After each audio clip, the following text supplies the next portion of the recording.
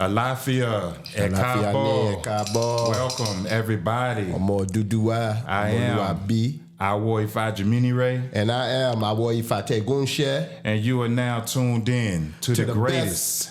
To the bestest. To the greatest podcast in the planet. On this planet. I say, let's talk Ifa. I say. Today, we got a very special guest in the house. If you're from the Charlotte area, you might know this brother. If you're into vegan food, if you're into herbs and nutrition and natural healing, we have a special guest on today, Morathi. Brother Morathi, it's a pleasure to have you. Welcome on the show. Greetings, my brother. Nice to have you here. I say. Yeah, so I met this brother probably a few years ago, I think walking through the mall, and I think you had some flyers in your hand, so we connected. And I went to the event, to the Vegan Vibes event, and I've tried to go every year since then. It's a huge event. Give this brother his flowers and his props now for what he's doing in the community with everything. So I'm going to, without any further ado, introduce you, my brother at Cabo. Cabo, our brother Morathi. Welcome to the show. Thank you for coming on. And why don't you tell us a little bit about the Vegan Vibes series and what you've been doing here? Yes. Peace to everyone. My name is Morathi Howie. I'm from Concord, North Carolina, born and raised. And before we get started, I always like to give thanks and praise to the Most High Yah. That spirit that shaped and formed us in the spirit world before we were even in our mother's wombs. Second, I like to give thanks and praises to our ancestors, the ones that endured so much to see us here. We stand on some tall shoulders. And last but not least, to the elders, with that 70s generation that they looked out the windows to make sure we were doing the right thing. Facts. We always want to thank them and let them know that we don't fault you for what you didn't get right. You did the best you could with what you had, and we thank you for everything that you did get right. I say. But yeah, man, I back in 2019, me and my sister Latisse Howie, which is the COO and co-founder of Vegan Vibe Music Series, we hosted an event, and I was good friends with Tabitha Brown back in 2018. I was going to do my own event, so I looked her up, and we connected because we were both from North Carolina, and I was like, hey, I'm your vegan brother, you know? Okay, I realized that. And she connected with us, and I was going to do my own event under my company, Vegan Love Culture, and I was going to bring her in to be the main person, but my event fell through because of sponsorship. So I'd already paid Tabitha half of her money, and Tabitha was like, don't worry about it, brother. When you get the other half and when things get together, I'm coming. So Veltree Vegan. I remember Veltree, yeah. Yes. So they brought me in to host their event, and I brought my sister in to be a co-host. But when the event took off, everybody thought it was my event. So everybody was like, Morathi, thank you. You did such a good job. I'm like, no, I'm just hosting this event and help, and then they was going up to Tabitha and was like, oh gosh, we're so happy Morathi brought you here. He did such a great job. So Tabitha kept coming up to me at the event. She was like, Morathi, you need to do your own event. She was like, because these people here to see you. And everybody's coming up and saying your name. And the event kept going through, and Tab said it to me again out there. And so on our way back to take her to the airport, her and her daughter, it was me and my sister and my sister's boyfriend at the time. And she was like, Morathi, I'm telling you, if you build it, they'll come. She's like, you need to do your own event. So me and my sister, we went home to our house, and in 30 minutes, we came up with Vegan Vibe Music Series. And what we did was we didn't want to make it too preachy. We wanted to make it fun and family friendly. And so she was like, well, why don't we add some music to it? I was like, yeah, that'd be dope. And she was like, well, let's call it vegan. I said, yeah, it's got to be start off with vegan. She was like, what about Vegan Vibe Music Series? I said, yeah, I like that. That's it. She was like, let's do a series of music. She was like, well, how long you want to do it? I said, well, let's do it for 7 weeks. I threw it, the God side. She was like, okay, let's do it for 7 weeks. And then we came up with the different genres and we launched it, man, after 4 weeks and we just took off, Wow. And 4 weeks end up coming up, it'll be 6 years since we've been doing Vegan Vibe Music Series. Wow. And this is just you and your sister. It's me, my sister, and my cousin, Christy Williamson, who she was the manager for New Edition for 15 years. And so she's very well connected within the music industry. And we all come together to play our roles. Me being the face and being a vegan since I was 20, now for 26 years. People follow me for the lifestyle. Right. And they also followed me for going to Africa in 2006 and just going over there and never coming back for 11 years. And so yeah, we're gonna get to that in a minute. So I was a crazy person to give up meat at such an early age at that time, man. Yeah. But then it built into us launching that. So my sister has been over. She's the COO and the CFO and co-founder of the event, and she's into apartment management for over 25 years. So logistic wise and all that, she handles that. The vendors and all the setup. Right. Yeah. And then my cousin, any type of sound artists and stuff like that, they come in. So Got the music side. yeah, and I'm the one man army show. I'm out there passing out the flyers, getting people here. That's and, how I met him. That's what he was doing. about the event. So what made you embrace the vegan lifestyle? Because you said at 20, At such an early 20 age. years, yeah, such an early age. What made you say, you know what, I'm gonna stop eating the processed meat because we know what's out here, and I'm gonna embrace a more vegan lifestyle, eat more foods that have life to That it. are alive. Right, Yeah. right. So what sparked you to do that? Like, what in your mind just said one day you woke up and said, I'm gonna be a vegan? I went to North Carolina Central University, and so I had a good friend by the name of Ahmad Yarborough, and we connected. And so one day we were on our way to the CAF, and it was on Chicken Wednesdays. Like every HBCU, you go to any HBCU around, they got chicken in every line, and it's soul food chicken. So got a DJ in the CAF and everything. Everybody dressed up like they're in the club, basically. So we going to the CAF, man. He goes, man, I don't eat no meat.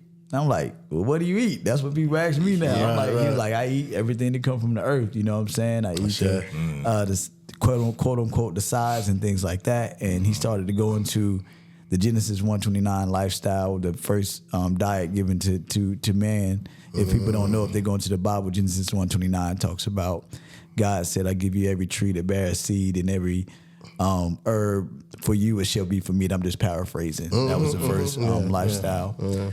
So, and then, we went to the CAF, man, and sure enough, he grabbed, all the greens, the green beans and all that, and I grabbed my chicken, and we went and sat down, man, and he was breaking things down to me. Right. And we know this, truth is verifiable. Yes, and so if truth hits your spirit, you're going to feel it. You're going to feel it. Yeah. You know what I'm saying? So he's talking to me, breaking things down about how, our uncles getting their legs cut off from diabetes and people catching strokes and people having all these problems. I was like, that. And he was like, well, have you ever looked into the food, that aspect of it? So he hit me. I'm still eating my chicken. He's still talking. And so after we left, I went back to my dorm, man, and I call it the Alice in Wonderland hole. I started doing research, and I'm like, man. So I always say that the creator or the universe will bring to you what you're looking for. So if you're looking for trouble, the universe gonna bring you trouble. If you, we understand that. That's right. If you're looking for good, it'll bring it to you. And so I learned, and I was on the search, and so I would run into different people, Rastas, other conscious people that were into it, Ethiopians, and so they were teaching me the lifestyle. You get what I'm saying? So,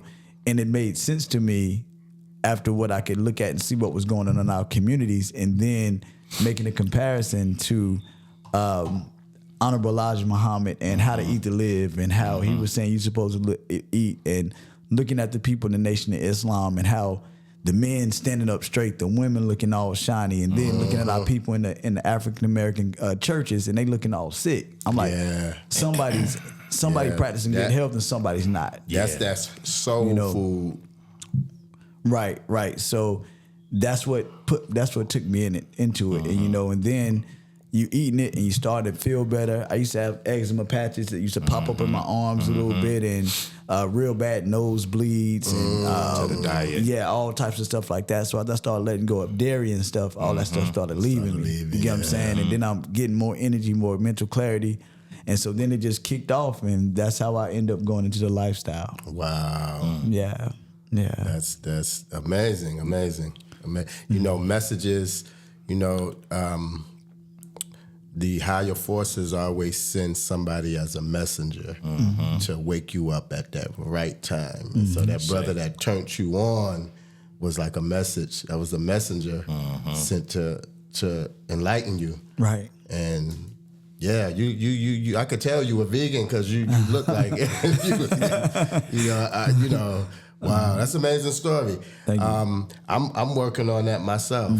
I've never been one to really eat a lot of meat like that. Not to say I have. Was a big chicken lover at one time, and especially beef at one time. But got off of that. But I'm kind of working my way into the vegan lifestyle. So it's good to meet you. Absolutely. We're gonna vibe, definitely. Well, I always say, man, I say one day at a time with urgency. And, one day at a time, because you can only do it one day at a time. But the urgency is to look at our community, and we lead in every health-related disease in America. Yeah. And so if you go back to our elders, our elders was basically plant-based. They ate meat as a delicacy. They didn't have it all the time. They wasn't lined up behind Popeye's chicken every day and all these other places. Our grandmothers grew their food. We was at our grandmother's feet plucking peas and shucking corn. That's right. And so they were teaching us the lifestyle. But then after they launched fast food on our generation, and they gave us that McDonald's fry, we didn't want no more nothing that the grandma and them had. Got lazy. That's right. Got lazy. We look forward to it every time my mama got paid. We knew we was going to get McDonald's. And so when they did that, they also launched Fruit Loops, all these artificial coloring and stuff like that. So we're that generation that they launched that project on, and we were the experiment, right? So now you look, our elders are outliving us. We're catching strokes at 30 years old and heart attacks and all this type of stuff because of the unnatural foods. But if you go into the motherland, they eating some meat, but guess what else they doing? They eating plenty fruits and vegetables. You get what I'm saying? They're still practicing that lifestyle that's closer to the earth. You know what I mean? And so I tell people, man, everybody's not going to become a vegan, right? And everybody's not. But if we don't get back to eating from the earth, right? If you got to ask yourself when the last time you had an apple or a peach and you can't remember that, you might need to go get you some. Yeah. When you remember when plum season came around? Of course. We was eating plums all day. What was we doing later on that night or in the morning? Using the bathroom. On the toilet, right? On the toilet. And we thought we had diarrhea. We thought we were sick, but today they call that a fruit detox. So we didn't know those plums was detoxing the McDonald's and all the Fruit Loops out of our system. Right. But that's what it was doing for us. So we got to get back to doing that. Yes. Apples off the tree. I remember growing up. I'm from Norfolk, Virginia, so my best friend lived in the back. The backyard was connected to ours, so they had an apple tree. The only thing I didn't like about the apple tree was the bees. It used to attract a lot of bees, and I was scared of bees. we had a guy that had a plum tree, and we would just take the plum. We didn't really know the guy, but he was cool. You know, had the blackberries that used to grow. We used to pick and eat those. Yeah, muscadines. Because your chunji in the forest, like we had a railroad track, so we used to go up to the railroad tracks, and it used to be blackberries all over. We used to spend days like picking blackberries and eating them blackberries and making wine out of them, and all that kind of stuff, And we had a farm. We had a big farm, and that was part of our school. Like our teacher, I remember. I think that's the key. Yeah, I remember going up to the top of the road. The top of the road where the sign is at, and that used to be a garden. back in the day, and we used to go up Baba Deyemi, Chief Adeyemi by Racharoon. He used to take his class up there in the morning, and we would either plant or we were plucking or we were like taking watermelon. It should be part of the school. You know, Right. We had an African Center school here that definitely has to be part of it. You know, Absolutely, it has to, because if it's going to start anywhere, it's going to start with the babies, with the kids. You know, I tell single mothers all the time, because they come to me like, they'll start eating healthy, and they be like, "But my kids don't want to eat healthy," and I'm like, "Well, you got to understand." You did what everybody else did. You gave your child a McDonald's fry as soon as they were able to, so their palate's not good for it.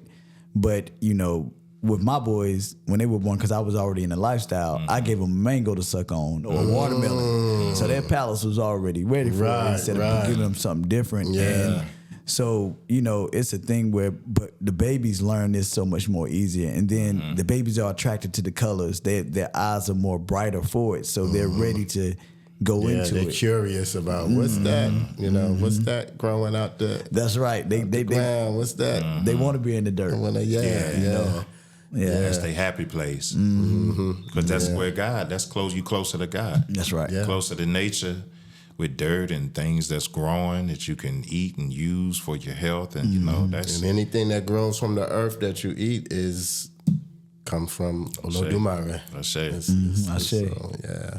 So what do you do? Do you cook? Do you have a restaurant, or like what are you doing as far as like the vegan lifestyle? Or you just do the festival? I'm the face for it. I bring in the chefs. I bring in the so how Vegan Bob goes is that we do different genres of music each Sunday. So we do 7 of them throughout the year. So we'll do jazz, live jazz. The DJ will play jazz. We've had Shablik there, Buff Dillard. They'll come and perform, and then we'll do Caribbean the same way. Then we do Afro beats, collective soul, house and go, old school hip hop, and old school R&B. Okay. So last year we had Mr. Cheeks come and do 50 years of hip hop there.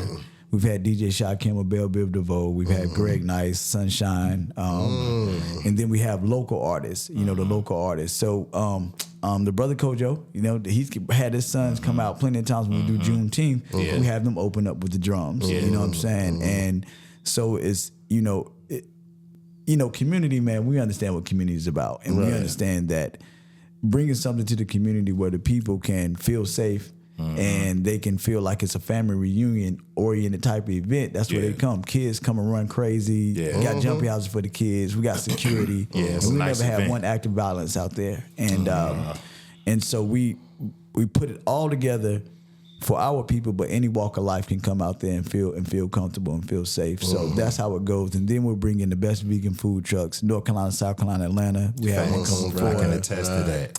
You got them. They all there. They're all there. We'll have different vegan chefs that have tents, and then we'll have a big vendor event, as long as it's plant-based products, oils, hair care products, clothing, Different herbs, oil, teas. shea butters, all that type of stuff. So is the going on out clothes there. is plant-based. Well, the clothes, the clothes, can be regular cotton, but as long as it ain't no sheepskin out there, you sell nothing like that. You know what I mean? You're safe to come out and do what you have to do. African I love clothes, that. you know. Yeah. Yeah, African clothes. We had my mom brings in clothes from Zimbabwe, and there's another African boutique that comes out there, and it's a good mixture, man. We have different juices. We had this year we had an acai bowl got come out. So we try to cover everything, the vegan desserts and all that type of stuff. So what are the details for this year for the festival, the dates and the location? We'll start May 19th. And we'll be at Armored Cow Brewery right off of J.W. Clay, kind of behind the Hilton, over there by the Fitness Connection, the Ross and Sam's Club. It's a brewery over there called Armored Cow Brewery. So we'll start May 19th. It'll go from 1 to 7, free event. Just bring your wallet to support the vendors and support the people, and bring your chairs, have a good time, sit down enjoy the music. Y'all ever been to Northgate Mall? Y'all been to Northgate Mall, right? Northgate. North Lake. North Lake Mall. North Lake Mall. You been there? Yeah. I'm kind of new in the area. So. Okay. Yeah. So you know the sister that does the paintings and sipping paint thing downstairs? I think so. Yeah. Well, we're adding her in. She's gonna come in and bring another flair to it, where people can come in and do some sipping paint and stuff, and just enjoy the whole atmosphere. Right. Yeah. Wow. Okay. Yeah. That sounds like a good time, and you having some good food. Yes. To go along with the good time. So family event, y'all make sure if you're in the area, or if you're not in the area and you just want to get away and you're looking for something to do, come through. Come to Charlotte it's for worth the traveling days. to. Multiple weekends, right? How many weekends? It's every other weekend, and we're doing 9 this year because we're gonna do 2 at Barber Scotia College in Concord, where we're from. So we'll do 9. We started at Heisbury Barrel and Arts off of Graham Street. Then we did 3 in Concord to bring it to the community. That's the ones I went to. Yep, sure did. I remember. And then we did 7 at No Doubt Brewery, and then we did our encore at Daniel Stowe's Botanical Gardens out there. They had us bring it out there to them. Okay. So this year we'll do 7 at Armored Cow Brewery, and they'll go every other Sunday. And then we're going to do 2 in Barber Scotia College to bring more awareness of what's going on, because Barber Scotia College is trying to get their accreditation back. And so we want to help to help them to do that and bring some awareness to that as well. Okay. Brother, you're doing big things. Thank you. That's beautiful. You're doing big things. And we wish you, like, every year that you do it, it continue to go up and up and up. I see. Thank you. Because that's very important with our people. I think our people in 2024 are becoming more health conscious. That's right. I mean, you see a lot of us go to the gym, working out, people drinking more water, people becoming health conscious. I think, because we're in the age of Aquarius, I believe we're in the age of Aquarius. It's an enlightened period. So everybody is waking up and people are checking their health. That's right. And that's a good thing, especially for, our people, because all you see in our communities is McDonald's, churches, fast food. Yeah. You don't see no vegan restaurants stores. or health food stores in our communities. You go to the other communities, you see It's healthy all food. the healthy food. You got all the access to time. healthy food. It's not in the poor areas or so-called urban areas. What you see: liquor stores, liquor stores and fast Popeyes. food and fried chicken. That's what you see, and I think that we in Concord, where we're from, we have it's a community called Logan Community, where my father's side of the family was raised, and so we opened up a health facility there, where they gave us a building, an old daycare center, to be able to teach the community about the plant-based lifestyle, and also to teach the kids about plant-based entrepreneurship. That's under our 501c3 Vegan Love Culture Foundation, and that's more of the information type of thing. But Vegan Vibe is more the fun. The community initiative is where we bring in chefs. Like we brought Chef Joya in. Chef Joya's I know Joya. Yeah, Chef shout out to Chef Joya, man. She's a celebrity vegan chef all throughout America, but she's based in Charlotte. And so what we're doing is showing the families in the quote unquote underprivileged places where you can do plant-based vegan meals, because they say it's expensive, with getting products out of Dollar Tree, Compare Foods and places like that, and making meals under $15 to $20 for a family. So Chef Joya came and did vegan tacos. We did one the 28th to 29th of March. It just passed, and so we had people come in from the community and show them and teach them about the lifestyle, and just continue to spread the message, man. Because at the end of the day, giving people that alternative. Because one thing I'll tell you this, so I did a career day out at it's an elementary school. It's not coming to me. Hickory Grove Elementary. Yeah, I know Hickory Grove. Okay, so it's more African American and Latinos And there. Latino, yeah. So, man, this was a few years ago, but now if you go to them kids and you say, "Do you know what a vegan is?" Every group that came through, over half of them raised their hand to say, "Okay, you don't eat meat."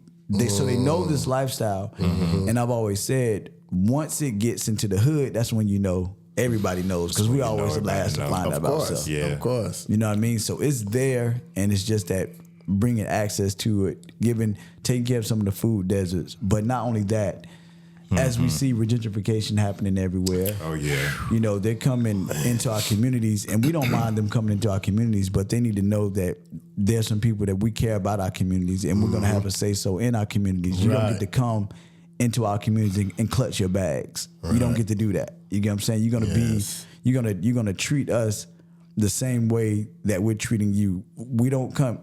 The sad thing about it is, and we can speak about this more, you know, we can go into their communities and somebody might stop you and say, can I see your ID? Just a regular person. We've seen these videos. Of course. But when they come into our communities, we don't treat them like that. Right. We let them come to be free. So if we're going to let you do that, we then need to check your credentials if you come over here. Yeah, we're not doing that to you. And you getting to be free. We're showing you that we don't do you the same way that some of y'all do us. Right. So you don't get to clutch your bags when you come into our communities. If we're gonna form a board, it's gonna be some of us on that board to speak about our communities. You know, so that's what we're doing with the foundation. Wow. Yeah.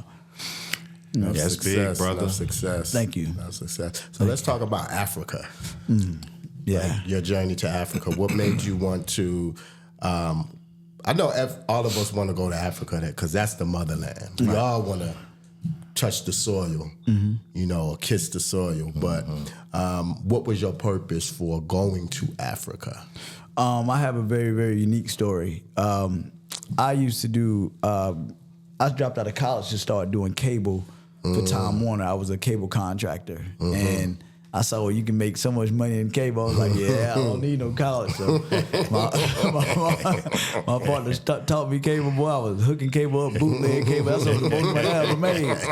You know, and so when I came back to Concord and I was in Durham doing it. When I came back to Concord, my license was revoked. I found out that my license was revoked when I came in to do my route. They were checking license, and my father had been going in and out of prison since I was 5 or 6 years old, and we would go see my dad and all that good stuff. And so one time he got out, and you know, I thought he was on the straight path, so I was like, "Dad, use my license number." And you know, so I let him use it. And when I came in, it was like, "Man, you got some revoked license charges out of Monroe County." I was like, "Oh, I knew it was my dad." You know what time it was, yeah. So I got laid off, and I was collecting unemployment. And I got a good brother out of Rockingham, North Carolina, by the name of Ramzu Eunice. And we were supposed to go in year 2000. I bought my passport then, but my money had ran out. So anyway, he's nomad. So he would just come and pop up at my door. "Hey man, you ready to go with me to Africa?" I'm like, "No man, I'm working, man. I can't go nowhere to Africa." But this time he was at home, so I just called him out the blue to see how he was doing. He was like, before I could even say peace, he's like, "Yo, Morathi, I'm on the other end with Delta Airlines. If you're trying to go with me to Africa, I'll buy you a ticket, but you got to make a decision now." And I was laid off. And y'all ever heard that book, Who Moved My Cheese? No, I've heard. You got to get that book. It's 112 pages, man. And you read it one day, and it talks about cheese being what you're comfortable with. So if you and once that's taken away from you, what do you do? So if it's your job, your marriage mess up or anything, what do you do? And so there's characters in the book that two small men, two small mice that work off of instinct. Mice work; they're gonna go find what they need. But humans, we think with our mind, and we'll stop ourselves from doing something. Right? Yeah, We'll overanalyze, right, and don't do nothing. That's right. So the two small men were hemmed and hauled. Hemmed meaning to be hemmed up in the corner, and hauled meaning to move forward. So they were coming back to their base. They had all this cheese or whatever that represented. They ate all their cheese up, whatever that was. And when it was time to move with him, was like, "Man, I ain't going back out there in that world looking. I'm waiting for cheese to come to me." Hall was like, "Man, I'm going to find the cheese." I'm going to get so when I thought about the book, I was like, "I ain't got no kids. I just got laid off. You ain't got no job. I ain't got no job. It's Friday. You ain't got nothing to do. And I'm buying a free ticket. I'm buying you a ticket. Man, Bro, that's I'm a out. blessing. I said, forget it, Ramzu. Yeah, buy me a ticket, man. I'm going. So I had a day to tell family and friends I was leaving, pack my bags. He was here to get me the next day. The next day, I ended up in Africa off a 2-minute decision.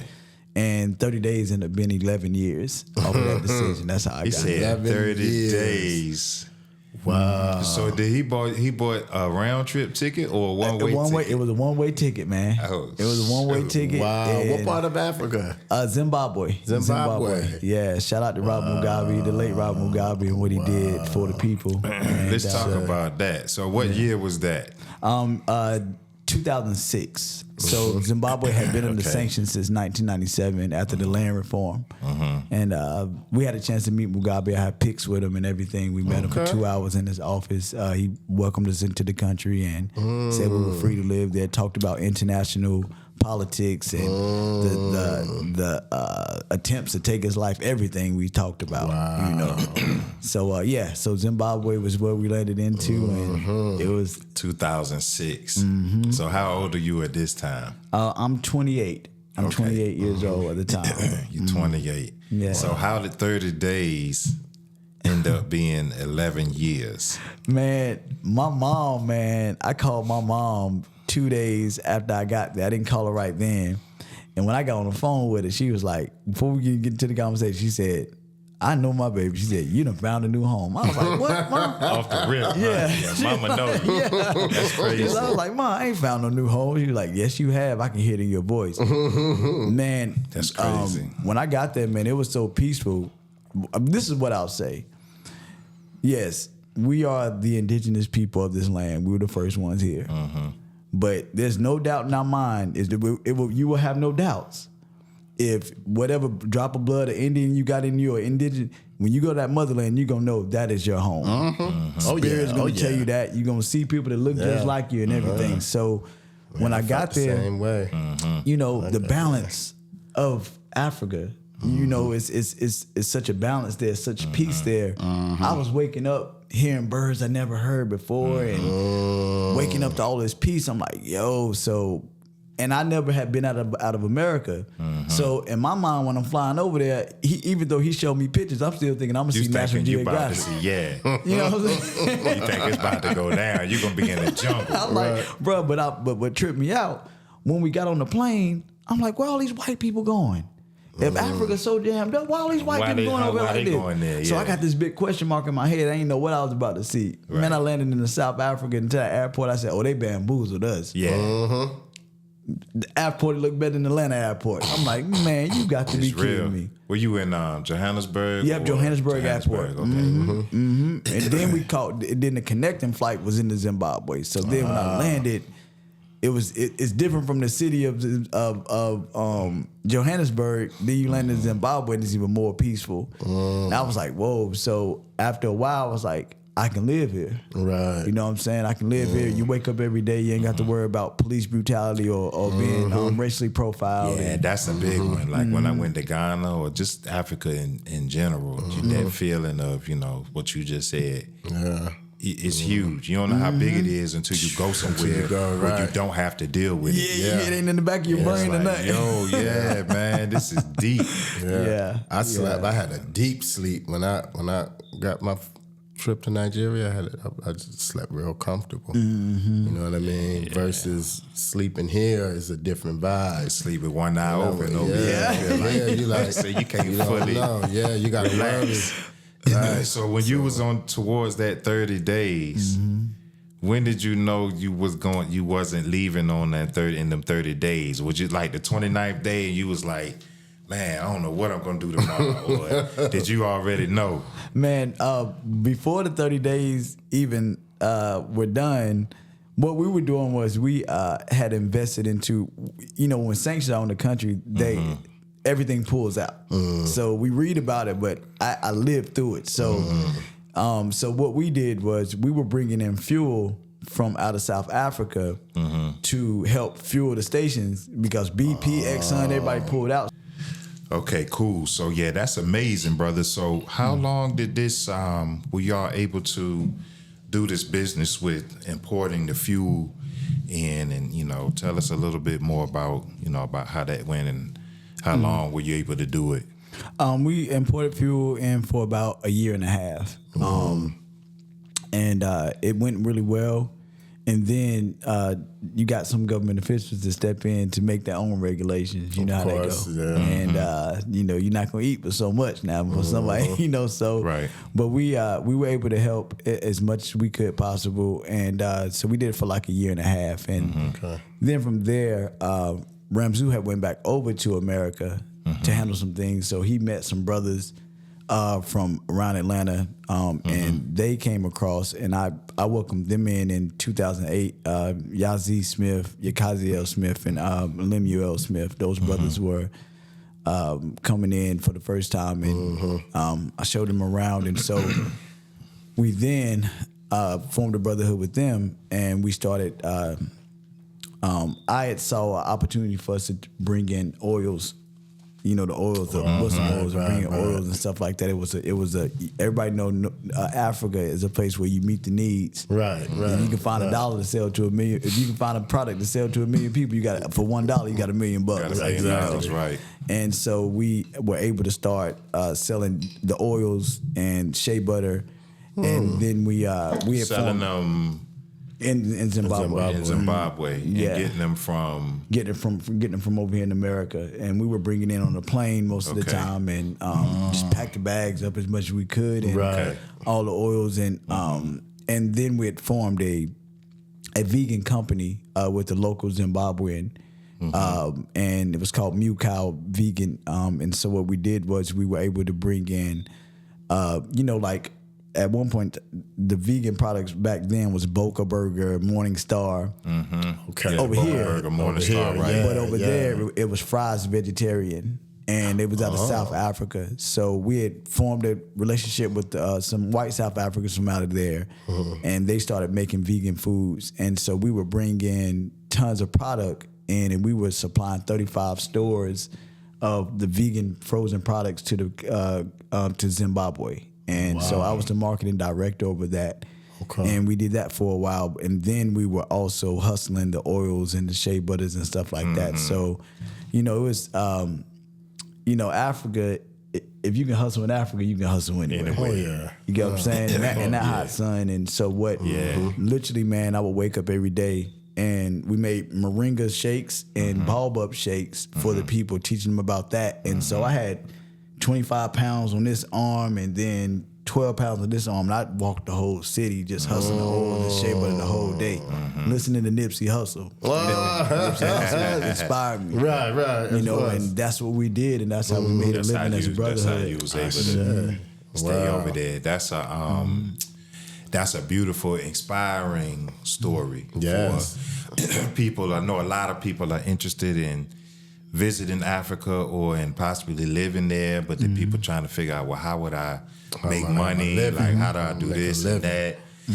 So your story is that's interesting, man. So what else, do you want to highlight from that journey, that 11-year journey over there in Zimbabwe? What else do you want to? Well, first and foremost, man, I would tell my people that, again, I go back to us being indigenous here first, right?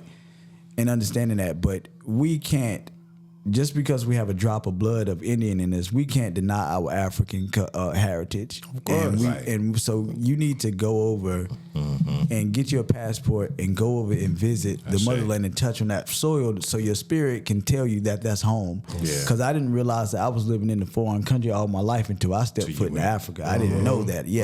I used to be one of the ones too. I ain't from Africa when I'm young and all that. You don't want to. The way they made these negative images of Africa. You didn't want to identify with Africa at all. Hey, look, somebody call you African booty scratch, you ready to fight stuff. That's something to fight, But then you get over there and you like, man, they living in houses way bigger than what we got. They, you like, okay, so it'll resonate to you like, okay, it's okay to be there, and then to get another perspective of our people where they're not indoctrinated with violence, and they're not indoctrinated with crack cocaine and all these different things. So they're on a different frequency level than we are. So they don't get upset if you happen to go in the club and you might spill a drink on somebody, or step on somebody's shoes, they ain't wanting to fight you. They're like, okay, that's cool. You got to get that perspective, man, so that we can see that we've been programmed to be a certain type of way. And I always say, get detoxified from America. You know what I'm saying? It's true. Because at any point in time in Africa, after it get too late, it's gonna get silent out there. Oh yeah, you get what I'm saying, and don't mess around and have an electricity cut while you got to cut some candles on. You just get to be in your brain and in the meditation, and you don't know what that quietness does for you because you've been living in all this noise for so long. Yeah, you know what I'm saying, and so I want in the culture. You know, my boys are half Zimbabwean. You know, I met their mother over there and had 2 boys over there. My only 2 boys. Oh, wow. I say they're 15 and 14. Zamani Malik Howie, that was born on Farrakhan's birthday, May 11, 2008. And Kamal Morathi Howie, that was born on Martin Luther King's birthday. That's crazy. 1/15/2010. Strong Kings. Yeah. What's the odds of that? Oh man, I couldn't even say it. You got Martin and Malcolm in the same house. So are your sons still in Zimbabwe? No, or they're here? I'm a single father. I have them here. They're 2 and 4. I brought their mother. Me and the family came over in 2012, but I still had the African dream in my brain. So I told her, I was like, look, I'm going back over here to chase this African dream. You got family. It's a lot of Zimbabweans that live down in Texas. That's where a lot of Africans go. So it's a big community of them. You know how Africans are. When they come in, they just fit in with their culture, their community. They want to come where their people are. You get what I'm saying? So, I told her, look, I'm going to go back over here.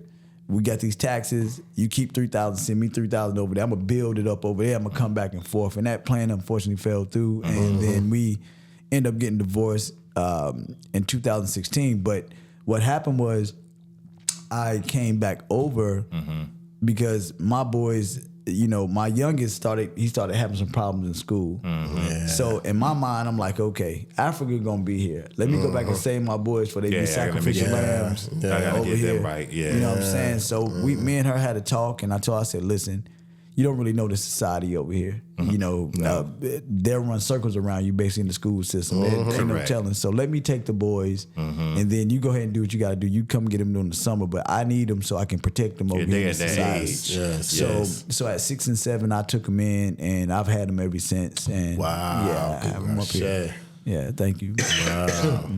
Powerful. So it was that reason for coming back, and also, in Africa you can always tap into the ancestors. So I was praying and meditating one day, and I asked the Creator, what is it that you want me to do to continue to be a servant to your people? And it came back clear as day to go back and teach about the plant-based lifestyle, the vegan lifestyle, and help the people to become more healthier. So I became an example in my community for health and wellness and to save my boys. That's why I'm back here. Those are the 2 reasons. And then you can still go back and forth and do that, because before you know it, they'll be that's right older, and then you'll be good. You'll be able to, travel as you have, enough money to, they can go with you. That's right. That's 3 right. tickets is nothing. That's right. They haven't been back since they were 2 and 4, and I want them to get back. They got cousins over there. Right. Yeah, they need to go. It's about that time. It's about that time, and I'm gonna tell you straight up, like, I already knew that us as black men over in America, we've been pacified. You know what I'm saying? And then you go over there and you see real men. You know what I'm saying? And these men, they non-emotional, and they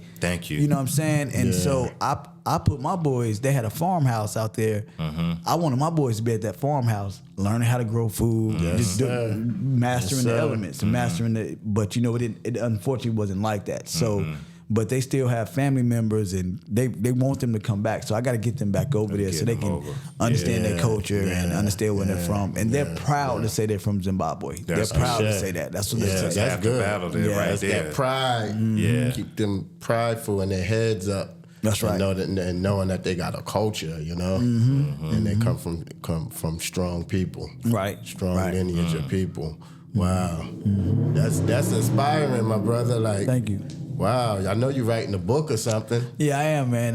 When I do, but I'm waiting to go back across because that's when my best downloads come. When I'm over there, and I get better memories. You got that peace and that Yeah. open mind, it opens your mind. And people been waiting on me to write the book, and I'm finally, when I get back over there, I'm definitely going to start it and get the book out to the people. I had a chance to take my twins. They're 18 now. Okay. And I had a chance to take them year before last, so 2022. We went to Nigeria. Okay. And they were initiated, and we were able to. So that was, see. that was that moment for me with them. So they were 16. Wow. So that was the That's that was amazing, their first time on the continent. Wow, man. So how did they, when they went over there, how did they foresee it and how did they take it? Because I know it was different. It's always different because they grew up with, everything worked the way it want to work. Yeah, So. I prepped them, Okay. and they didn't really know what to think. They tried to have an empty slate going into it. They tried not to think of, whatever. So when they got there, it was definitely more peaceful. And they noticed the difference with the kids. That's the biggest thing. It's like the kids are just, like that violence that's over here, that's part of the culture, that's just ingrained in us, and just it's a whole different frequency over there. Right. A 5-year-old is really a 5-year-old. Right. A 10-year-old is really a 10-year-old. But smart, but humble, like you said, a child, but humble. very, they smart. Studious, Now. Yeah. They're smart. Wow. They do a lot more with less. That's the other thing they saw, is that they get a little spoiled, with them kids. They gather around because they got iPhones, and they don't see, most of them don't really see all that kind of stuff. So, yeah, it really humbled them and changed them. It's going to change you. Yeah. For sure. Yeah, it's going over there, especially at a young age, but any age, it's definitely going to change you. My first trip was I went with my mother, so that was a highlight. Going to Africa for the first time with your mother. Yeah. It's like, Yeah.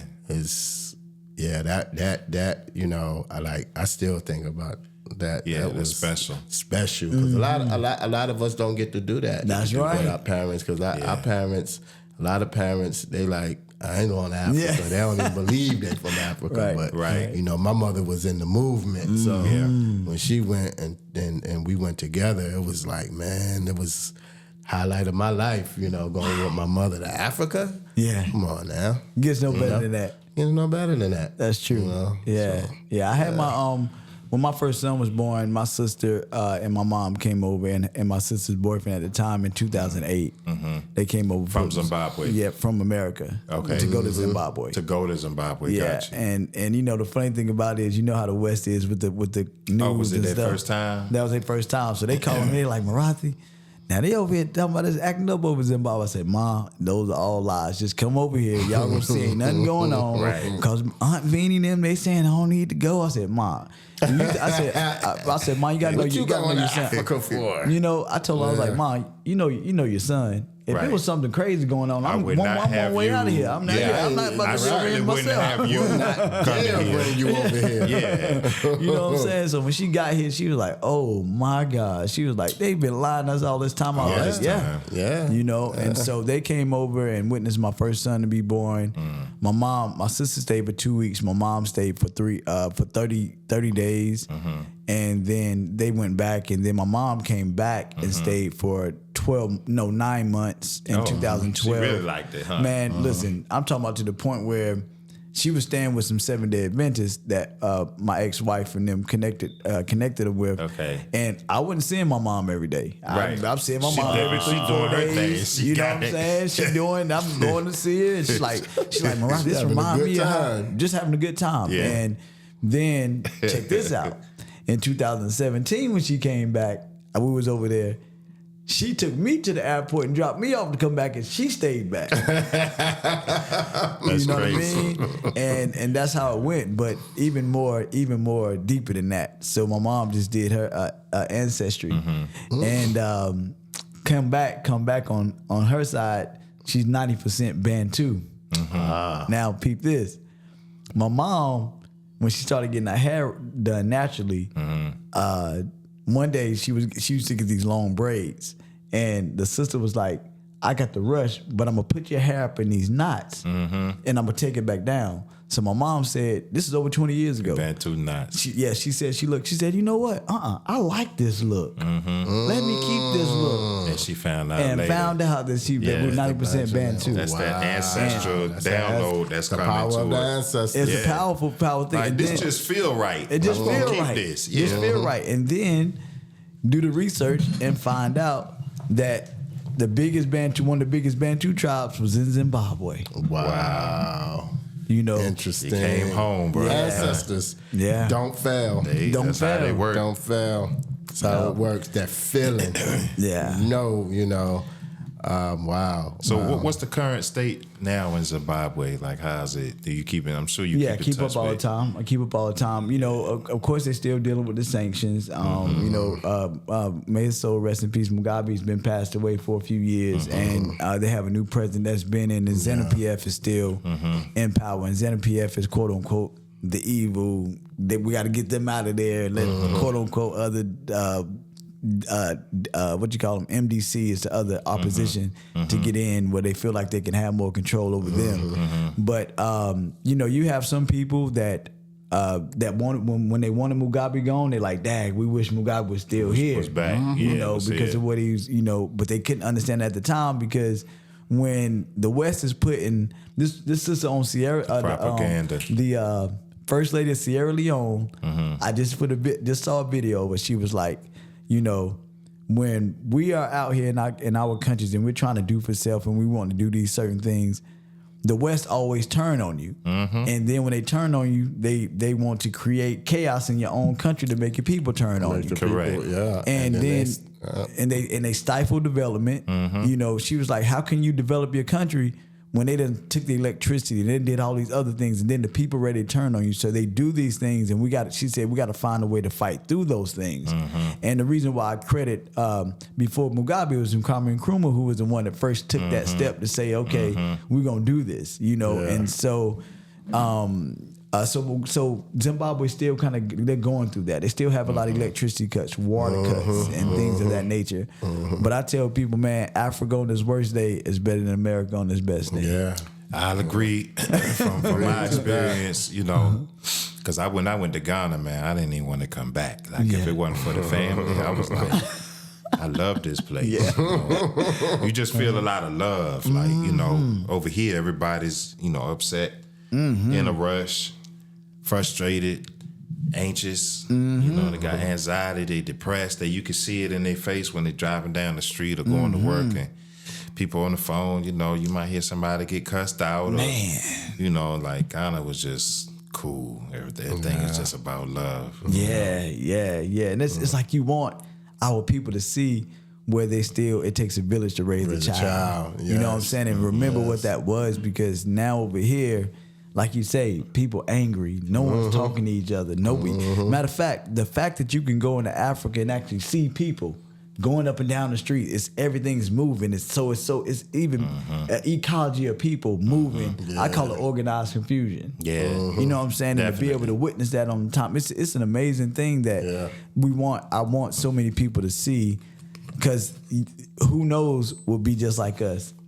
That'll go over it, and some of them will never come back. And some over there that ain't came That's back true. now. It ain't came back. They stay. They got shops. They got their own businesses and everything set up over there. They dare not come back. Yeah. That's right. We coming home. We linking up. Yeah. Like you said, marriages and children and coming, staying, going back and forth. You know, Africans coming here. So that is happening. That whole thing, the music, movement. the fashion right now The is movement. taking over. You know, it's a real movement, and it's happening in different, almost not unrelated, but it's like, okay, you had Black Panther, right? That was it's a little, you know, maybe superficial. Seems like it's a little surfacey, but that played a big role in certain things happening. And now you got the music. You never thought you would hear African music being played on mainstream radio. And now with the rappers and all the singers and everybody. So now the fashion, like when we go out, when we're dressed and stuff, people, you know, can I get that? You know, so it's like, it's coming. The spirituality, people are opening up to different things. You know, I get older women that have called me that have been Christian all their life, in their 50s and 60s. Oh yeah. And asking about, you know, just like, you know, they want to talk because they feel like something's missing. Something's missing. Yeah, even you know, we get preachers and everything. Get out of here. Yeah, they come at night, but you know, but they coming. but they coming. coming. Wow. Yeah, They coming. so that's why our people are waking up, and I think it's because of the health movement.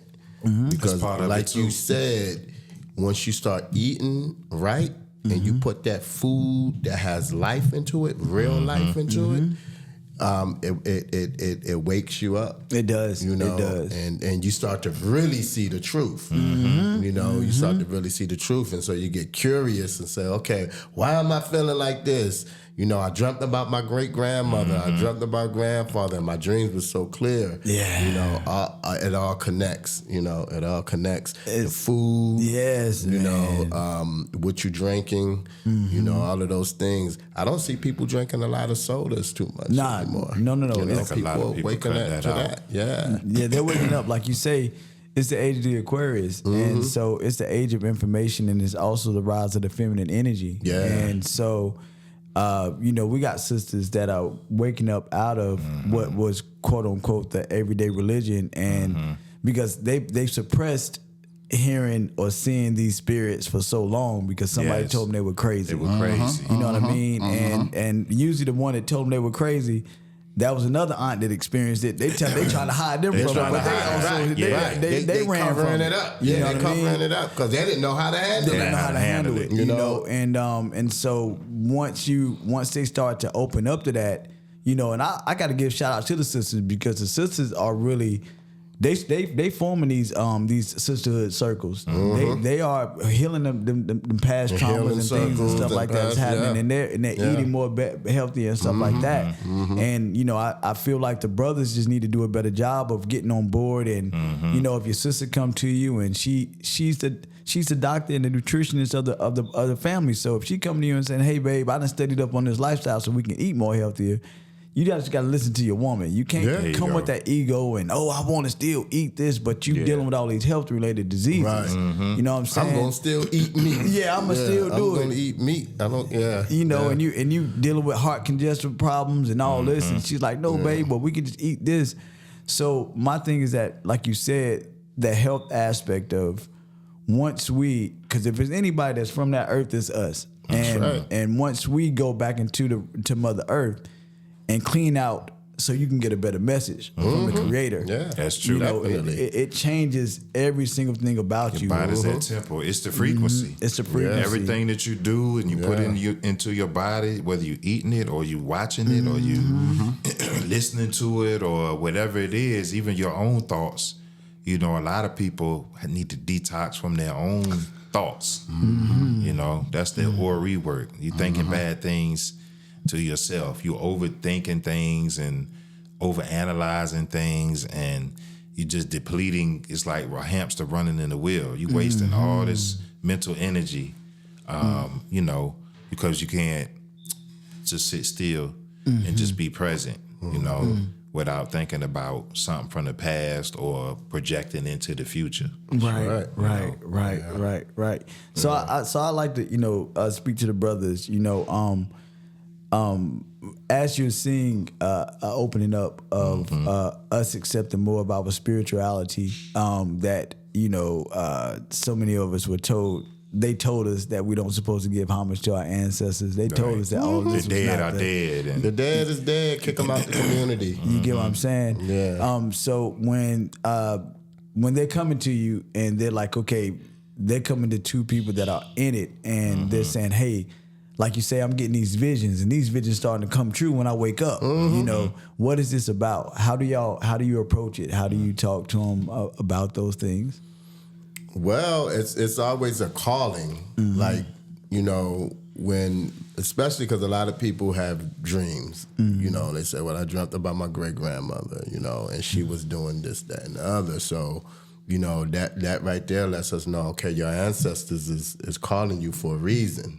You know what I mean? And so we use a form of divination, and we give them divination, and we kind of basically give them an understanding of this is how you need to move.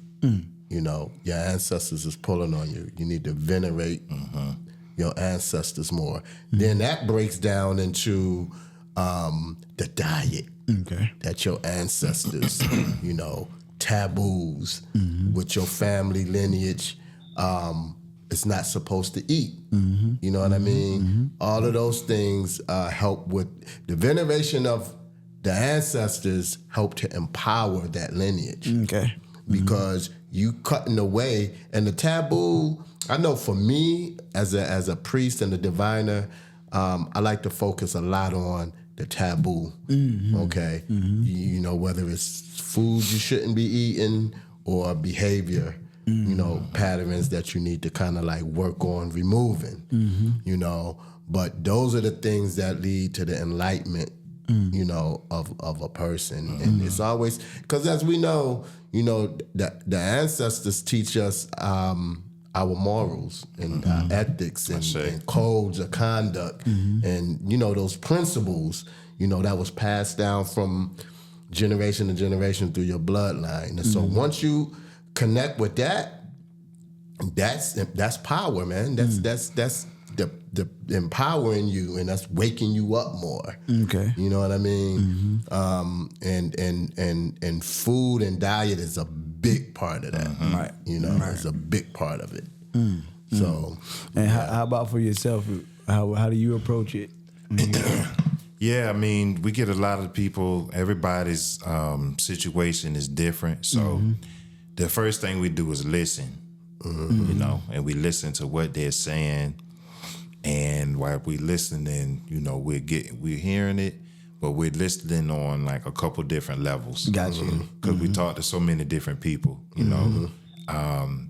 So some people have experiences and they want an explanation for it. So based on whether it's a dream or something keeps missing, something keeps coming up missing, and they know that where they put it at, and nobody's in the house. And like, so we have those stories, or we have like all different type of. So based on what's going on, we kind of break it down. I'm sure you've heard of what did they call it, haints. The old haints, what do they call it? Sitting on you or something like that. It's basically a sleep paralysis. It's like hags, and what they used to call hag. them. Hag riding. That's when you can't. If you've ever experienced it before, it's like you'll be awake, but you can't move. You can't move. You can't talk. You can't. All you can do is think. I used to have them a lot when I was young. So we, you know, so we know that is something related to the Iami. Iami or Sharonga is the feminine. It's what we would call over here the power of witches. It's that energy, but they don't. Of course, we don't. That term is more derogatory. So we have other words for that, you know, energy, and of course that energy has positive and negative aspects to it. Or you know, we might get a call about somebody's child that's young kids might be exhibiting some type of strange behavior that can't be explained, and it's like, you know, people, we don't have to proselytize. We don't convert, or we don't have campaigns where we go out and try to save souls, and people come to us. Right. When you tried everything else, we don't hustle on the hotline, wait for you to call. We don't have to go to you. People find us. Wow. You know. Wow. So we deal with all types of different, you know, things. Some things we don't have no business listening to. So I don't have nothing to do with your credit. You calling me talking about your credit ain't good. Or you want to do this is a good one for this topic that we talking about. And somebody called me one time. They wanted to do an ebo or sacrifice for their health. And I asked them, since the last time we talked, did you implement any of the changes that I suggested in your diet? And they said no. But then don't need to do no sacrifice then. That's the first sacrifice. Right. Is to stop eating these things to drink more water and get you like 2 supplements. Yeah. Take that every other day and do a herbal cleanse. That's what I ask you to do. I don't need to take your money to do a sacrifice. Right. Because that's the first one that you need to do. Right. For yourself. Yeah. Yeah. That don't cost anything. Sometimes it's not spiritual at all. You just need to make some changes in your lifestyle. Exactly. Wow. Or it could Your be diet. both. Yeah. You know, Yeah. now we your did diet. this, now you need to do that. The problem is when you need to do that. That's when the problem occurs. Yeah. That's when I said the cat. It's if you got money, you can spend a couple $100 and do the sacrifice, but when it comes to not eating that steak, that's where the real that's where the rubber meet the road. That cheese, that white sugar, and all that stuff that you've been eating. That's when now we're gonna see what you're doing now. Right. So Wow. yeah, we get it all, man, and a lot of younger kids, which is beautiful to see that are coming into it and that are curious and that already got a lot of talent and abilities spiritually.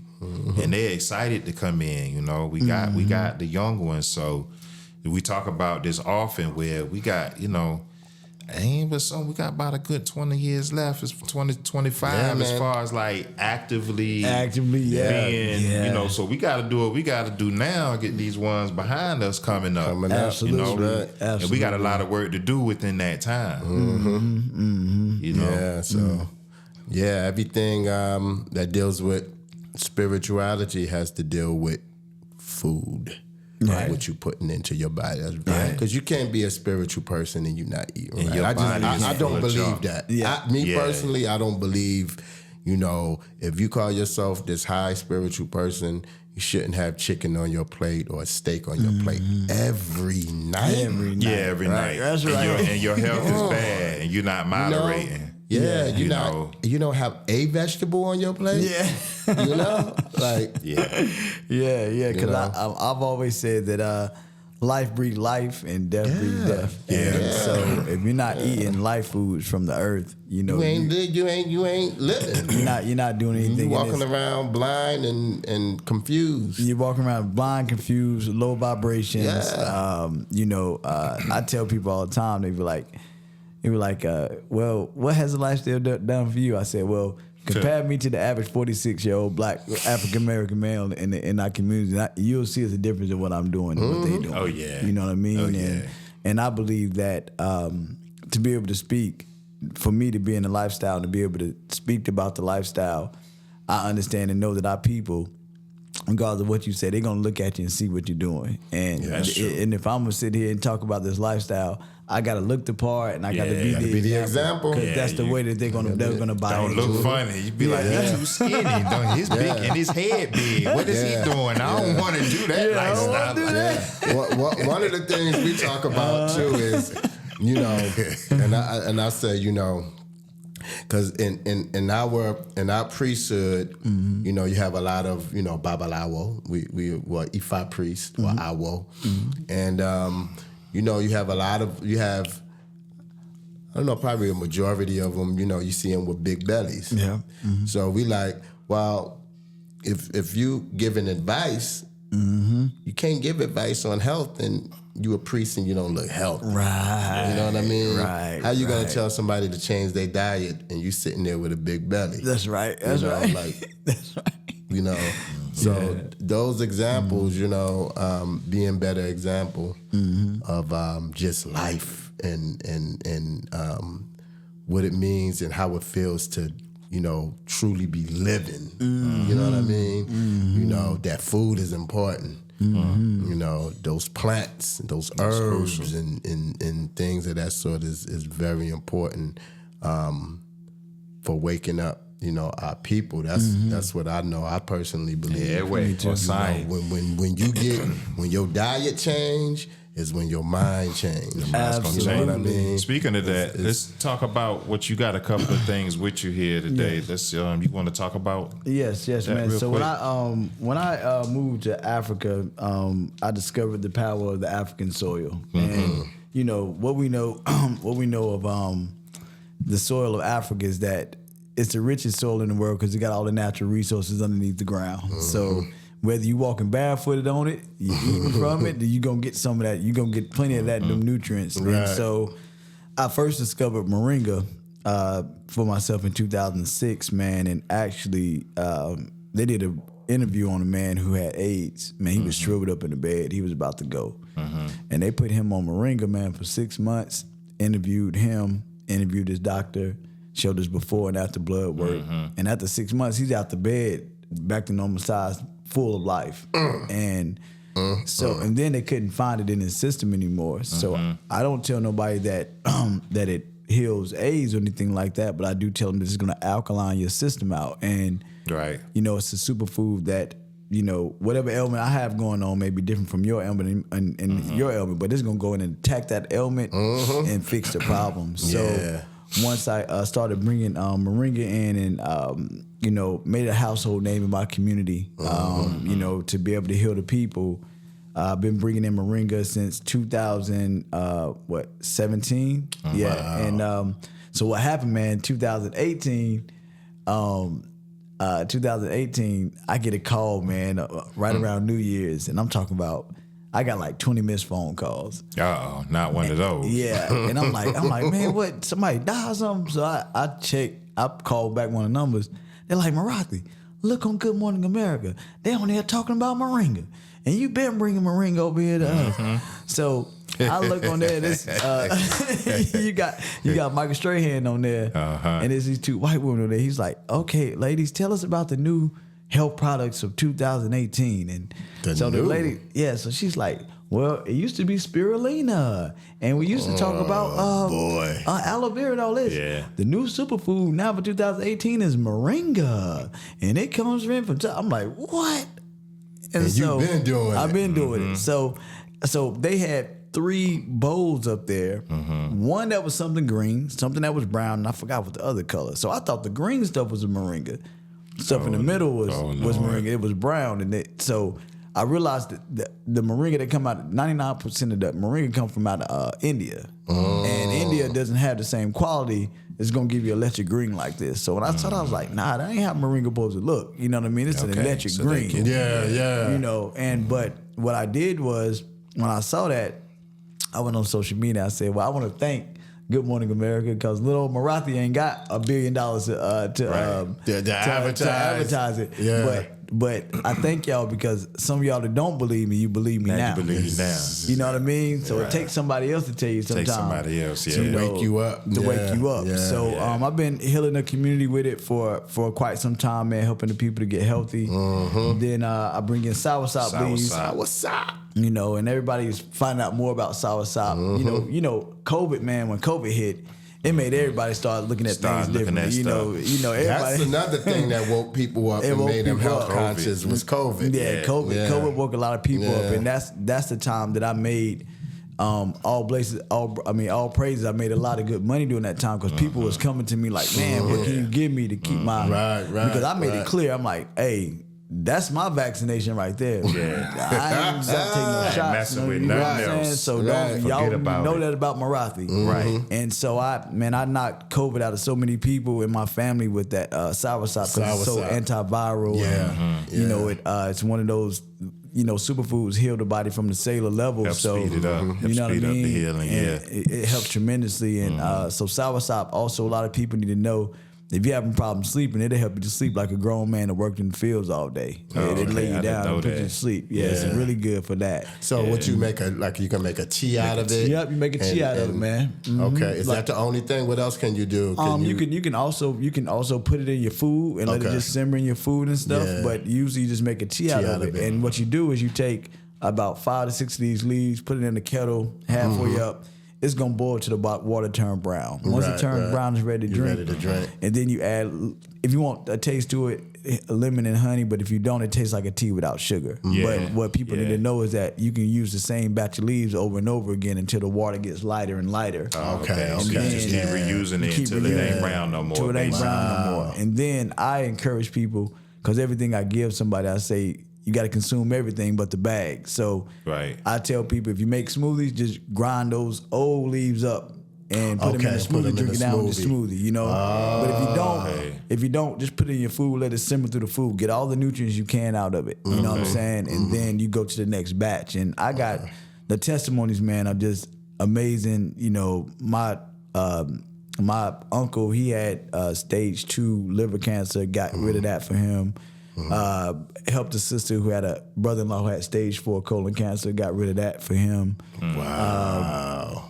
A lot of this also anti-tumor, anti-cyst, so I helped a lot of people reverse problems with tumors and stuff. Just a lot of good testimonies on there. Soursop, I tell you this, I used to go to a free yoga class before COVID, and so it was in Kannapolis. And one day I came there, and there was a teacher in there from Sri Lanka. They had brought different teachers in. So she was like, "Oh, you're Morathi." So people told me about me. They said you bring in herbs. So what herbs do you bring in? And I was like, well, I bring in moringa. She said, okay, we know about moringa. And when I said soursop, her eyes got real big. She was like, what do you know about soursop? I said, well, I know that it kills off cancer cells in the body and it alkalines the system out, in the lymphatic system. She was like, you know what? I'm gonna let you talk about your herbs, but when it's time for me to talk with soursop, you let me talk about it. She gonna do the talking. She said, because in Sri Lanka we have the lowest cancer rate in the whole world, and we drink soursop tea. That's what we talk about. That's what they talk. That's what they drink. Yeah. So when I got up there, she let me talk. Then she was like, "Oh, I can tell you everything about soursop. We use it all the time." And she was talking, and man, I made like 12 sales based off of what she was saying. Right. You know, and so that's soursop is one, and this one right here is called Strongman Herb. Yeah, I heard of Strongman Herb. It's two of the strongest aphrodisiacs come out of Africa: Prunus africana tree, the cherry tree, and tiger nut. Yeah. And Tone X used to always talk about on B101.9. So he was like, you know, people know me, they were like, oh, you strong man herb. Because Tone would be like, so this strengthens the prostate, gets rid of any swollen prostates. Okay. Helps you to strengthen your urine stream and to stop you from going to the bathroom back and forth at night if you got somebody that's dealing with that. It's like giving the body testosterone times 5. Yeah. For the kidneys, the liver, any type of fevers and stuff like that. But So how do you use that? tea? It's a powder. No, what you do is you just take a leveled off teaspoon of that and drink it down like a BC headache powder shot. So you just take and it and then straight guzzle it powder. with water. Straight Then powder. you can drink whatever behind Drink it. some water behind it. Water or juice or whatever. Yeah, and it'll take you from T'Challa to Black Panther overnight in bed. But So you don't mix it in the juice. no, you don't have to mix in the juice. You just take it like a goodie, like a BC. like a goodie, you and just follow drink down with behind it. water. So with the moringa, you can take that, take a tablespoon and mix it with water. Yeah, you mix it with water because Right. that moringa is a little too harsh to be trying to put. It'll get caught back. Yeah, it ain't no joke. You know So what you I'm mix saying? that in water or just a little juice. or a little a bit. smoothie. I used to. Yeah, that's how I used to do. I used to blend it in my smoothie. Yeah. Mix it with my smoothie. Because moringa, it enhances any other fruit Any or other vegetable fruit. to get to it. It Right. enhances it. You know what I'm saying? So it's good to put it in your smoothies. You know what I mean? And then I bring in baobab. Baobab is baobab. Yeah. And it's that's one of the oldest I trees got in some Africa. of that powder at home. I put it in my smoothies and stuff. Yeah, it's very powerful for the body. You know, for people that don't know, it has the highest concentrated form of vitamin C, potassium, magnesium, calcium, and fiber of any fruit in the whole world. And it's good for helping people to lose weight. It kills off cancer. Is that what this is? No, this is something different.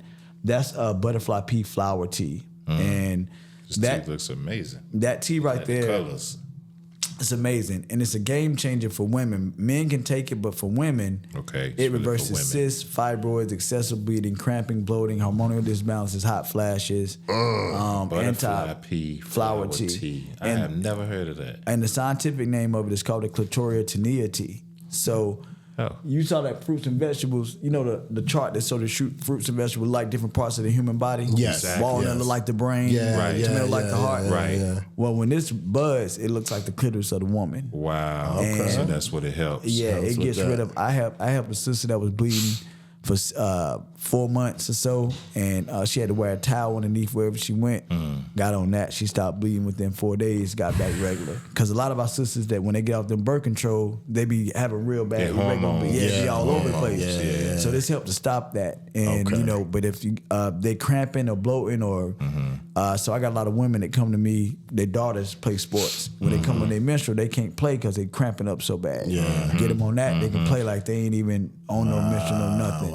And so I've helped a few women with moringa, soursop, and butterfly pea. Either that mixture or sometimes not that mixture, but I've helped about 5 women to avoid hysterectomies, killing off the fibroids in their system, you know, and with that tea. Because what African American women need to know is that 75% of the hysterectomies happen to African American women. And when you go in there, they're not giving you too many options. They tell you to cut your whole womb out, and there's a reason why they're telling you to do that. Of course. You know, and you have to be aware that not only that, there's not a part of you that they're not using. Correct. You know, the hospitals is whether they want to say it or not, it is an underground, a lot of things going on in hospitals. And you know, you have to realize they showed you in Get Out. They showed you that. You know, and we have some of the most powerful genes. You know, and so you got to be careful. And you don't let somebody tell you that you got to cut your whole womb out, because there's ways to be able to reverse these things and get your body back in order through the correct diet. You just got to be willing to do it, and that's one of the things I wanted to add to ask you about real quick. When you are giving this to women or men or whoever to drink to help them, what other tips are you giving them as far as their nutrition or their diet? Are you telling them to stop the dairy? Yeah, I'm telling stop the meat. Cleanse, especially if they're dealing with cancer. I tell them straight up, you got to give all dead animals up. Yeah, you got to give it up. Yeah, you know, you don't have no room for even fish, anything. You need to go straight to a fruit and vegetable, plant-based lifestyle, so you can get, because anything else is going to feed the cancer. It's going to feed the cancer. You know what I mean? And then so you want to starve it. You got to starve it. So you got to get it as extreme with the cancer as the cancer getting extreme with you. You got to get extreme with the cancer. Extreme, right? You know what I mean? So it depends on the severity of the situation of what's going on. And so most of the time, matter of fact, when they come to me, the first thing I ask them is, when you come to me and say you're sick, the first thing I'm asking, well, how's your diet? That's the first thing. Yeah. You know, and it's a cliche thing for everybody to say, I don't eat beef or pork. I just eat turkey, fish, and a little bit of seafood. So it becomes a cliche thing, and they think that's healthy. You know what I'm saying? No, you got to go past that. If you're sick and that's all you've been doing, that means you got to remove some of that. Remove some of that. Yeah. You know what I'm saying? And so that's the way I kind of approach it.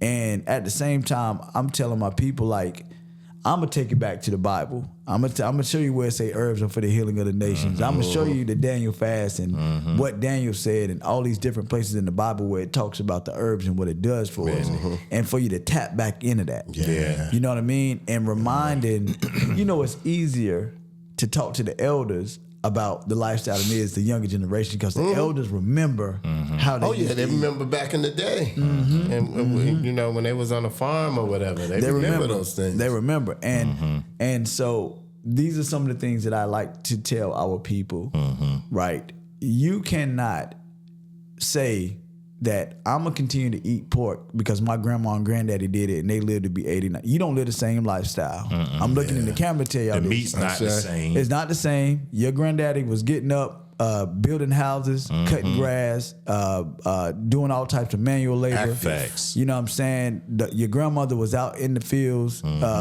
She was farming. Farming is a very underrated form of exercise. To be out there in that sun, tilling the land. You're not doing that. You do an office job. You know, you going home. The most exercise you might get is to go into your mailbox and coming back. So you don't even live the same lifestyle as your grandmother, your grandfather, to be talking about you gonna live just as long as them.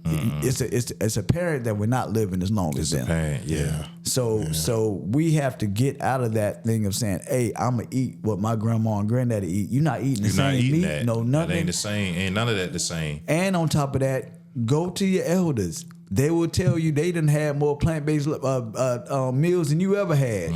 Pinto beans, cabbage, cornbread, black-eyed peas. That's a whole meal. Yams, that was their meal. That's a whole meal. Yeah. Meat, like you said, meat was more of a delicacy. It was a delicacy. You ain't going to have meat every day. It's too, first of all, it's too expensive. Too expensive. We ain't going to have a goat or a cow or a chicken every day. No, we're not doing that. That's too much. Yeah. And back then they didn't have the finances, wasn't even. And they realized that it wasn't necessary. All the time. They realized that they didn't want to eat that every day because they were more in tune with their health. With That's our right. health. Our ancestors were Because you can look back at the 70s and you can see the difference in the body style. Yeah, Soul Train, and they was all of that. they they hadn't attacked us with all the fast food and all the ultra processing. Right. Which That's right. we were talking the other day. I caught that show on NPR, and they were talking about the ultra processed foods. That's everything that you said in the sugars and the cereals.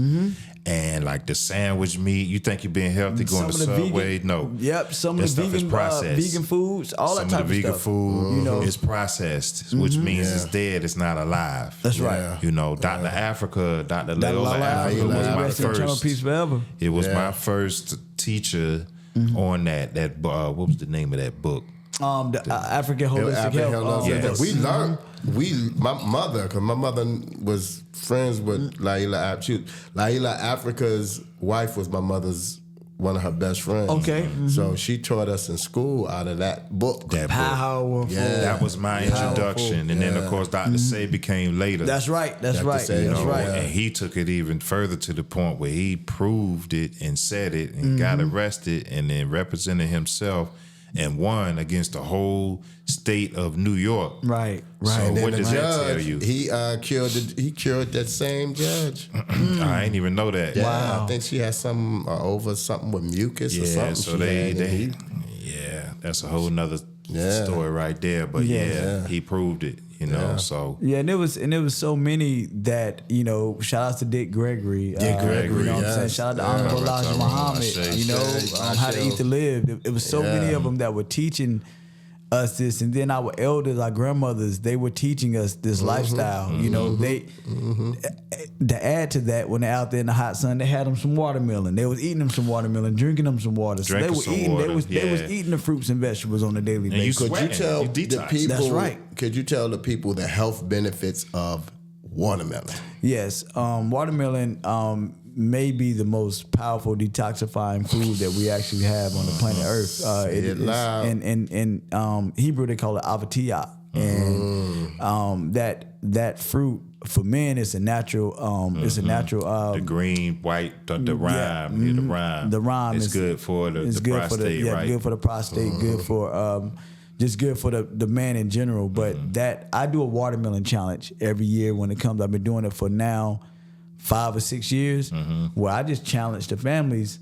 If you hopefully you can find seeded watermelon, but to eat as many watermelons as you can. And then we got a first, second, and third prize of my products. You know what I'm saying? And other people that want to bring things in. So I make it a challenge. So people get on there and be like, hey, Morathi, like this year to be a watermelon challenge 2024. I'm on 1, I'm on 2, I'm on 3. And after a month, whoever eat the most of them, they get the product. So that's something that I do just to encourage to eat the watermelon. You know what I'm saying? Get it in your system as much as you can possible. And it's going to make you feel better. But going back to what you were saying, all that water that's passing H3O water passing through you. If you stopped up, you ain't gonna be stopped up no more. It's gonna help you to use the bathroom, and it's gonna have you more alive. So, you know, the watermelon that's it. Yeah, It that's is one powerful. of my favorite. When I go to Africa, when I'm in Nigeria, like breakfast, just bring me some. They already know. Bring me some watermelon, some pineapple. Maybe some oranges or something, and some cucumbers. That's usually what I eat for breakfast in Nigeria. Powerful. I say. I was when I was living in Atlanta, you know, we had in the neighborhood I was living in, I was in Riverdale, and it was his elder. He always, like, every day he'll be out there selling his watermelon. So he had some seedless watermelons, and he had the ones with the seeds in it. So he said, he was telling the people, he had it out there just to tell the people that this is not the seedless watermelon. This is not the way to go. So he said he took the seedless watermelon, he cut it open, and he took the watermelon with seeds in it. He said he left it outside at night.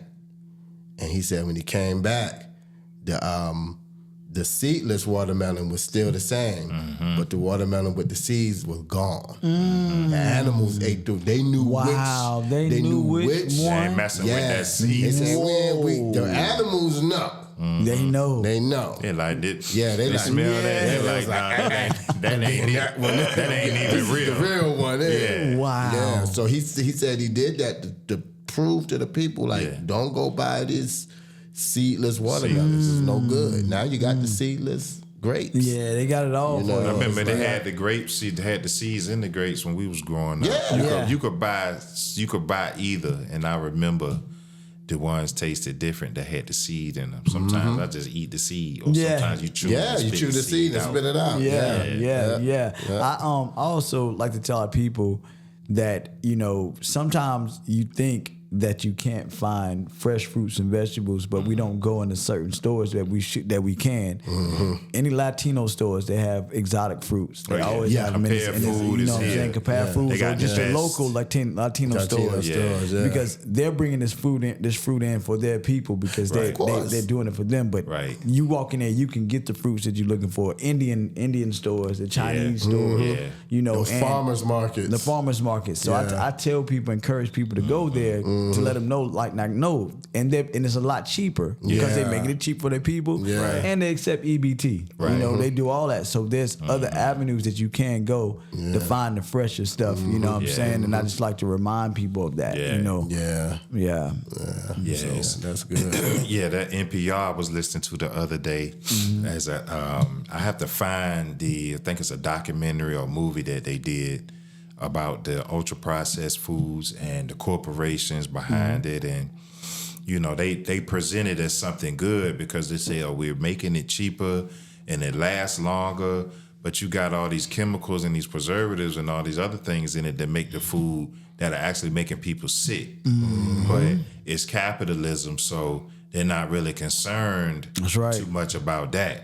They just want to keep, you know, making that money, and you know, it's a vertical industry to the pharmaceuticals and to the, you know, the medical, you know, that industry, because of they getting paid off of all this medicine and these surgeries and all these diagnoses of all this bad health. So it's like a quiet, diabolical little circle. That's right. That's right. Sickness of sickness and death. That's right. Through the food. Through the food. Know? I tell brothers all the time, if you're on high blood pressure or you on diabetes, 9 times out of 10, by the time you go back, your penis ain't gonna be working right. That's one of the first things but what they have to understand is that what our people have to understand is that the medical field has done research. They've done their research and their trials on so many people for over so many years. They know that a man is coming back. The next thing they're gonna say is that their penis ain't working because Exactly. they got silences. Yep, that's right. They got them all lined up for you already. You come back, we got this for you. And so they have to realize that that's the biggest trick. And this is all because you don't want to change what you're putting on your plate. Yeah. That's what this boils down to. That's what it boils down to. We can get on to the X's and O's, but the fact is that the last time you had an apple, you can ask yourself when the last time you had an apple, or when you had these fruits that we used to eat when we were younger. Yeah. And so your body is, your immune system is laying dormant. It's basically just gave up because you're not feeding it anything in order for it to be able to do what it needs to do to help you to stay healthy. Yeah. And so that's the reason why we're seeing when COVID came, it just chilled in everybody's body. If you were unhealthy, it just made it home. Yeah. You know what I mean? Yeah. But the virus should have passed through you and came right back out of it if it was clean enough. So I They just call it long COVID. Yeah, they call it long made up COVID. some long, they just making up stuff, man. Exactly. But you know, rest in peace to everybody people that passed away from COVID. But if one thing should have made us more conscious about our health is when COVID hit. Yeah. You know what I mean? Yeah. And Facts. so that's the most important It was thing. a Jamaican doctor. I forget his name, but when COVID hit, he said, you know, wash your body with salt. He said it keeps the salt keeps all viruses away. He said you ain't gotta take these people's injections. Just wash with keep salt on your body. It Helps. It helps to keep the virus away. But I know y'all remember growing up the saying, "An apple a day keeps the doctor." That's right. Away, That's right. I grew up hearing that. I had to eat. I was eating a lot of apples. Yeah, that's a kid, and Tunji, my mother always had apples. Yeah, so I would eat one all of the my apples favorite fruits. But now it's hard to even get real fruit now. That's right. That's right. You're trying to be healthy, and that ain't no real apple. Like you can taste. So now, like you said, the farmer's market, you got to be careful where you buy your fruit from. That's right. You got to. Or we need to be growing it ourselves. Simple as that. One to two. Because that's the most expensive thing in the store. Yeah, is the fruit and vegetables. My God, it's crazy. What would you recommend for high blood pressure, aneurysm, stroke, that whole? Yeah. What would you recommend? I definitely would say your moringa. Soursop, get on those. On my website, I have a men's bundle, which is moringa, baobab, and the baobab and strongman together. It's a complete package for men to get everything that they need, get the energy back up, boost their testosterone back up, and get them healthier. So a lot of people get on the workout, they just get they get the energy that they need because it's given the superfoods. And for the women, it's moringa, baobab, and butterfly pea. And I give that. That's a women's bundle, and that has helped so many people just to get what they need for their bodies. But I know for a fact when it comes to that high cholesterol, high blood pressure, and stuff like that, the soursop and the moringa is that's the way to go. It's just soursop and then just cut out certain food. High blood pressure. Increase your water intake and take a few supplements. That's right. Maybe do your nice little herbal cleanse just to help your body. And that's it. If you can stick to that, we can solve so many things. Moringa and soursop, people, high blood pressure. Get your moringa and your soursop. What's your website? Yeah, please tell the people your website. The website is V as in Victor, L as in love, C as in cat, shop.com. My company is Vegan Love Culture, which means going back into the earth for our healing, for our health, and to unite the human family. Thank you. Well, my brother, we want to definitely congratulate you, man, on everything that you're doing. We're proud of you, man to man, men to men. Thank you. We're proud of you for everything that you're doing. Thank you. Keep doing it. Pray for you and your children, all your family, for all your endeavors, all your positive endeavors to continue to be successful. I want to read the excerpt. We're going I just want to make sure I want to read this excerpt. Please. And also, we have the biggest sea moss company here in Charlotte. You probably saw Kikoboni. Okay. Kikoboni Sea Moss was the biggest one in North Carolina. So Kikoboni, Kikaboni, which means organic in Swahili. Okay. We become a supplement company now, though. So we now have ashwagandha gummies and black seed oil gummies without sea moss in it. Then we have elderberry, apple cider vinegar that has sea moss, bladderwrack, and burdock root in it. Okay. We have capsules, and then we do the gel, purple and gold. We don't put fruit in it. We just put agave and cinnamon in it. We master the taste that people love. So you can find that online. We're on Amazon and on Walmart online as well. Okay. And then how do people find you on Amazon and on Walmart? Just put Kikaboni, Kikaboni. Kikaboni Sea Moss, and it'll pop up. Yeah, Kikaboni supplements and nutrition. That's what it'll come out to be. Okay. Yeah. And if you don't mind, give the people your website one more time. For herbs is VTHE, V as in Victor, L as in love, C as in cat, shop.com. And for the sea moss supplements is Kikaboni.com, KIKABONI.com, and we're also on Amazon and on Walmart online. Yes. But I always like to read this excerpt. This book is from Shifting Your Paradigm for Optimum Health and Longevity, a model for African Americans, Mastering the Inner Forces by Ushaka Craig. And it's a an excerpt in here that's very, very powerful, and I always read it when I do my lives after I finish talking about health and wellness. Okay. And it says, as African Americans, our experiences, beliefs, and values have been shaped and molded from our historical past. It was a past that included enslavement, emancipation, discrimination, and the struggle for civil rights and other social issues. It was a past that kept us engaged in the continuous struggle. However, as it relates to our reality of our health, we find ourselves leading in the National Health Index of heart disease, cancer, strokes, diabetes, kidney and liver disorder, and autoimmune diseases. Why are we leading the National Health Index? Simply, it involves the food that we put into our body. The foods that we love are the same foods that contribute to our ill health. Therefore, we need to change our dynamics, we need to understand the dynamics of nutrition and begin to change our thinking and behavior as it pertains to the food we eat.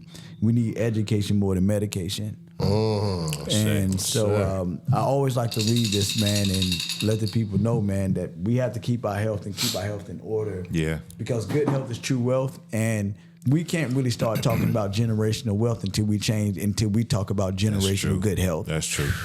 Because we're not going to be here long enough to teach or pass something. That's part of it. You can't. What's the point of Part having of money wealth if you're is sick? good health. If you're sick. Exactly. Yeah. You Right. can't enjoy it. Can't enjoy it. That's the really important part of wealth, because you can have all the money in the world, but you could be sick, or you could be miserable. You could have, you could be depressed or not have people around you that love you. Like, it's so many things that money can't buy. It's billionaires on their that deathbed wealth right now. On their deathbed. They give up every dollar to get a new body, but they can't. But you can't. So, thank you, brothers. Yeah, thank you, man, for Thank coming you for on. coming, man. Coming. It's been great. Wow, like you connected with your destiny, and you know what you're supposed to be doing, and you're doing it, and we commend you, brother. You doing, I don't know if you know, but you're doing an amazing job. Thank you. On what you're doing. Part of the culture, And y'all. Keep it up. Pass it on. Pass it on to your children and let them continue it, because to be doing what you're doing, for us, I would say you're a natural. Thank you. You're a natural priest in that field. Thank you, sir. Thank you. And just keep it up. Keep doing it. So, we thank you, brother, for the Vegan Vibe. Again, the information, it starts May 19th. May 19th. And it's veganvibemusicseries.com, or on Instagram, it's at Vegan Vibe Series. So it's vibe is without the S. So it's Vegan Vibe Series or veganvibemusicseries.com. I say. Sure. And if you want to find me on Instagram, it's Morathi_Howie. Facebook is Morathi Howie, and on TikTok it's Morathi Howie. I say. Thank you. Yes, my brother. We appreciate you. We are coming now to a close, and we're going to end this episode of Let's Talk Ifa. I am Awo Ifa Jaminire. And I am Awo Ifate Gunje. And you are tuned in to the greatest podcast On the planet. Let's Talk Ifa.